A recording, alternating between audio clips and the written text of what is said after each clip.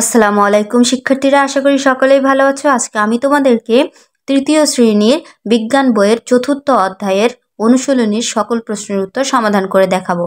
তাহলে চলো দেরি না করে আমরা অনুশীলনীতে চলে যাই।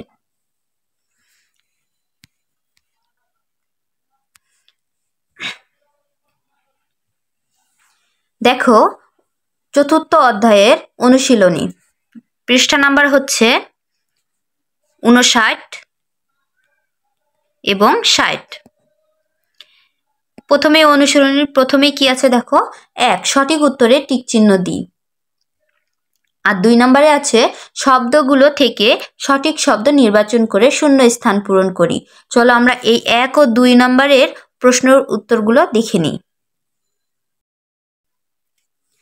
প্রথমে দেখো 1 নম্বরে ছিল সঠিক উত্তরে টিক চিহ্ন দিই।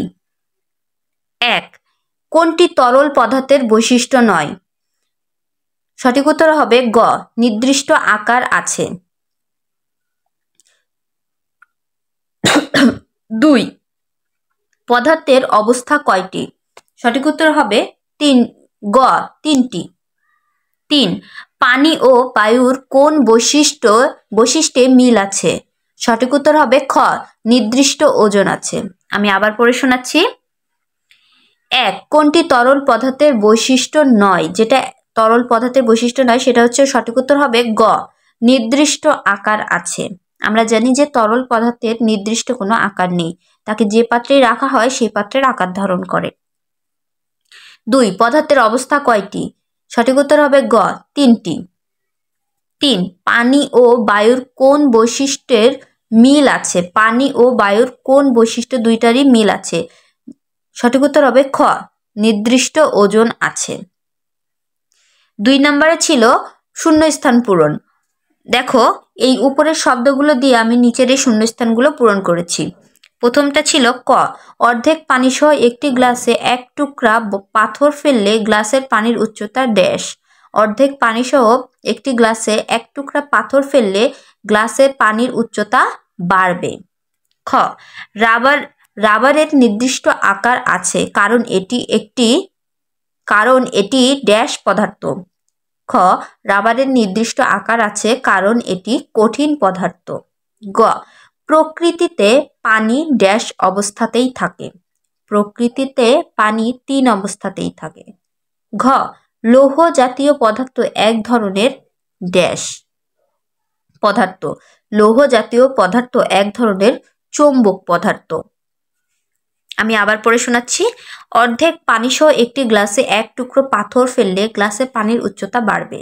খ, রাবারের নির্দিষ্ট আকার আছে কারণ এটি কঠিন পদার্থ। গ, প্রকৃতিতে পানি 3 অবস্থাতেই থাকে।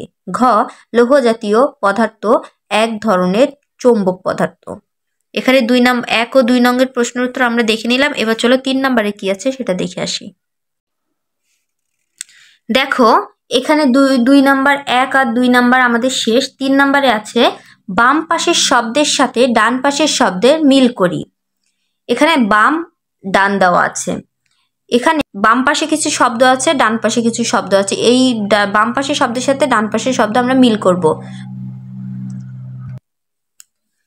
প্রথম শব্দটা ছিল তুলা। তুলা, এটা হবে ওজন কম। বরফ, কঠিন। দুটি চুম্বকের দক্ষিণ মেরু বিকর্ষণ। ফুটবল, গোলাকার। লোহা, চৌম্বক পদার্থ। আমি আবার পড়ে শোনাচ্ছি। তুলা, ওজন কম। বরফ, কঠিন। দুটি চুম্বকের দক্ষিণ মেরু বিকর্ষণ। ফুটবল, গোলাকার। লোহা, চৌম্বক পদার্থ। 3 নম্বর শেষ হয়ে গেল। এবার আমরা চলো 4 নম্বরে চলে যাই। 4 নম্বরে আছে সংক্ষিপ্ত প্রশ্ন। ক, অচৌম্বক পদার্থ বলতে কি বোঝায়? খ, একটি দণ্ডচুম্বক কখন অপর একটি দণ্ডচুম্বককে আকর্ষণ করে? গ, বেলুনে মুখ দিয়ে ফু দিলে বেলুন ফুলে যায় কেন? চলো তাহলে আমরা উত্তরগুলো দেখে নিই। 4 নং প্রশ্নের উত্তর। ক, অচৌম্বক পদার্থ বলতে কি বোঝায়? উত্তর, চৌম্বক যে পদার্থগুলোকে কাছে টানে না সেগুলোকে অচৌম্বক পদার্থ বলে, যেমন কাগজ, মাটি, প্লাস্টিক ইত্যাদি। আমি আবার পড়ে শোনাচ্ছি। ক, অচৌম্বক পদার্থ বলতে কি বোঝায়? উত্তর, চুম্বক যে পদার্থগুলোকে কাছে টানে না সেগুলোকে অচৌম্বক পদার্থ বলে, যেমন কাগজ, মাটি, প্লাস্টিক ইত্যাদি। খ, একটি দণ্ড চৌম্বক কখন অপর একটি দণ্ড চৌম্বকের আকর্ষণ করে? উত্তর, একটি দণ্ড চৌম্বকের উত্তর মেরু যখন অপর একটি দণ্ড চৌম্বকের দক্ষিণ মেরুর কাছাকাছি আসে তখন আকর্ষণ করে। আমি আবার পড়ে শোনাচ্ছি। একটি দণ্ড চৌম্বক কখন অপর একটি দণ্ড চৌম্বককে আকর্ষণ করে? উত্তর, একটি দণ্ড চৌম্বকের উত্তর মেরু যখন অপর একটি দণ্ড চৌম্বকের দক্ষিণ মেরুর কাছাকাছি আসে তখন আকর্ষণ করে। গ, বেলুনে মুখ দিয়ে ফু দিলে বেলুন ফুলে যায় কেন? উত্তর, বেলুনে মুখ দিয়ে ফু দিলে মুখের বাতাস বেলুনে প্রবেশ করে। যত বেশি বাতাস প্রবেশ করবে বেলুনটি ততই ফুলে উঠবে। এক্ষেত্রে বাতাস বেলুনের বেশি স্থান দখল করে বলে বেলুন ফুলে যায়। আমি আবার পড়ে শোনাচ্ছি। গ, বেলুনে মুখ দিয়ে ফু দিলে বেলুন ফুলে যায় কেন? উত্তর, বেলুনে মুখ দিয়ে ফু দিলে মুখের বাতাস বেলুনে প্রবেশ করে। যত বেশি বাতাস প্রবেশ করবে বেলুনটি ততই ফুলে উঠবে। এক্ষেত্রে বাতাস বেলুনের বেশি স্থান দখল করে বলে বেলুন ফুলে যায়।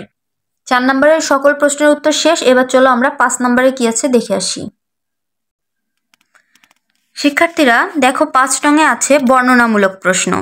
ক, দৈনন্দিন জীবনে ব্যবহার করি এরূপ 3টি বস্তুর নাম এবং তাদের দায়িত্বশীল ব্যবহার লিখি।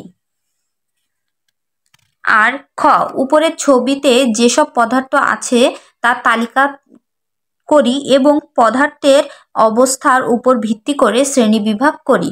উপরে দেখো কি কি আছে। একটা ফ্যান,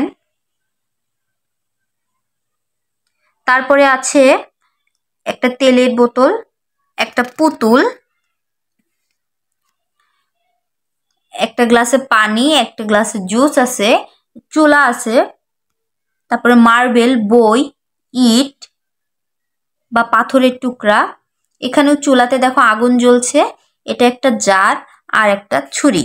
এগুলো আমরা একটা তালিকা তৈরি করব, যা যা আছে সেগুলোর নাম লিখব এবং তার অবস্থার উপর ভিত্তি করে শ্রেণী বিভাগ করব, মানে কোনটা তরল, কোনটা কঠিন পদার্থ আর কোনটা বায়বীয় পদার্থ সেগুলো আমরা লিখব।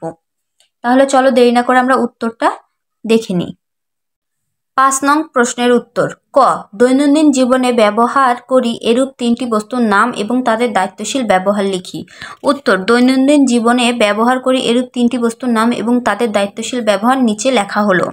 1, কলম, কলম দিয়ে আমরা কাগজে লিখি। 2, বই, বই থেকে আমরা বিভিন্ন বিষয়ে জ্ঞান অর্জন করি। 3, পানি, তৃষ্ণা পেলে আমরা পানি পান করি। তোমরা এই 3টা বস্তুর ব্যতীত অন্যগুলাও লিখতে পারো। অন্য অনেক বস্তু আছে যেগুলো আমরা প্রতিদিন দৈনন্দিন কাজে ব্যবহার করি। আমি আবার পড়ে শোনাচ্ছি। দৈনন্দিন জীবনে ব্যবহার করি এরূপ 3টি বস্তুর নাম এবং তাদের দায়িত্বশীল ব্যবহার লিখি। উত্তর, দৈনন্দিন জীবনে ব্যবহার করি এরূপ 3টি বস্তুর নাম এবং তাদের দায়িত্বশীল ব্যবহার নিচে লেখা হলো। 1, কলম, কলম দিয়ে আমরা কাগজে লিখি। 2, বই, বই থেকে আমরা বিভিন্ন বিষয়ে জ্ঞান অর্জন করি। 3, পানি, তৃষ্ণা পেলে আমরা পানি পান করি। খ, উপরের ছবিতে যেসব পদার্থ আছে তার তালিকা তৈরি করি এবং পদার্থের অবস্থার উপর ভিত্তি করে শ্রেণী বিভাগ করি। উপরের ছবিগুলো আমি তোমাদেরকে একটু আগেই দেখিয়ে দিয়েছি। এখন উপরের ছবিতে যেসব পদার্থ আছে তার তালিকা এবং পদার্থের অবস্থার উপর ভিত্তি করে শ্রেণী বিভাগ নিচে দেওয়া হলো। পদার্থের তালিকা, পদার্থের অবস্থা। প্রথমেই ছিল 1, টেবিল ফ্যান। টেবিল ফ্যান কেমন? কঠিন পদার্থ আর অনেক ভারী। 2, প্লাস্টিকের বোতল। প্লাস্টিকের বোতলও কঠিন পদার্থ কিন্তু হালকা। 3, তেল। তেল হচ্ছে তরল তবে একটু ভারী। 4 হচ্ছে পুতুল। পুতুল কঠিন পদার্থ, হালকা পদার্থ। 5, কাচের গ্লাস। কঠিন, ভঙ্গুর। এখানে বানানটা ভুল আছে, তোমরা একটু ঠিক করে নিও। এটা হবে ভঙ্গুর, ভাঙ্গুর না, ভয় আকারটা হবে না। 6, পানি। পানি হলো তরল। 7, কমলা লেবু। কমলা লেবু কঠিন পদার্থ কিন্তু নরম। 8, শরবত, তরল। 9, গ্যাসের চুলা। কঠিন পদার্থ, ভারী। 10 হাড়ি, কঠিন পদার্থ ভারী। 11 বল, বল কঠিন পদার্থ গোলাকার। 12 বই, কঠিন ভারী। আমি আবার পড়ে শোনাচ্ছি। উপরের ছবিতে যেসব পদার্থ আছে তার তালিকা তৈরি করি এবং পদার্থের অবস্থার উপর ভিত্তি করে শ্রেণীবিভাগ করি। উত্তর, উপরের ছবিতে যেসব পদার্থ আছে তার তালিকা এবং পদার্থের অবস্থার উপর ভিত্তি করে শ্রেণীবিভাগ নিচে দেওয়া হলো। পদার্থের তালিকা, পদার্থের অবস্থা।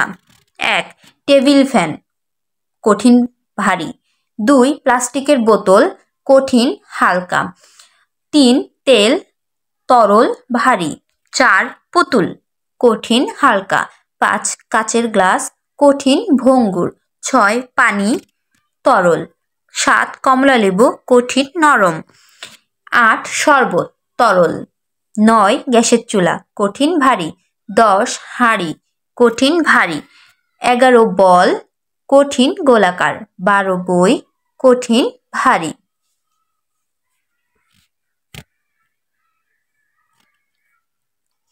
এই যে 5 নম্বরের প্রশ্নের উত্তরের সাথেই শেষ হয়ে গেল এই অনুশীলনীর সকল প্রশ্নের উত্তর।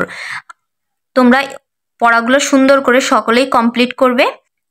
তোমাদের যদি আমার ভিডিওটা ভালো লাগে এবং তোমাদের উপকার হয় তাহলে অবশ্যই ভিডিওটাতে একটি লাইক এবং কমেন্ট শেয়ার করবে। পরবর্তী ক্লাস পাওয়ার জন্য চ্যানেলটা অবশ্যই সাবস্ক্রাইব করে রাখবে। আর পূর্বের ক্লাসগুলো পাওয়ার জন্য আমার চ্যানেলে ঢুকে প্লেলিস্ট চেক করলেই তোমরা পূর্বের ক্লাসগুলো পেয়ে যাবে। তাহলে সকলেই ভালো থাকবে। ধন্যবাদ সকলকে।